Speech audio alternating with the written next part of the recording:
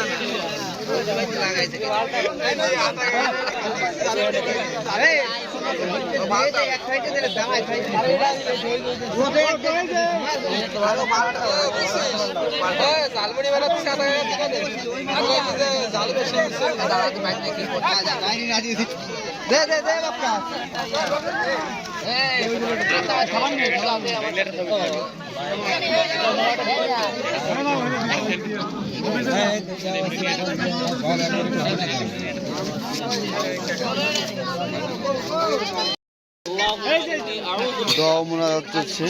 بك شيئا وانا اعلم به تبت عنه وتبرأت من الكفر والشرك والكذب والغيبة والبدعة والنميمة والفواحش والبهتان والمعاصي كلها واسلمت لك لا اله الا الله محمد رسول الله। গহরডাঙ্গা উত্তরপাড়া যুব সমাজের উদ্যোগে যে ইফতার মাহফিল অনুষ্ঠিত হচ্ছে, সেই ইফতার মাহফিলে দোয়া ও মুনাজাত চলতেছে।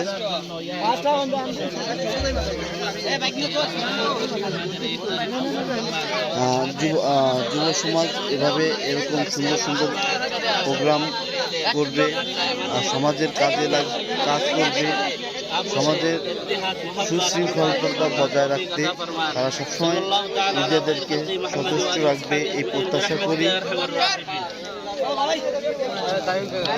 কিছুক্ষণের মধ্যে ইফতার শুরু হবে।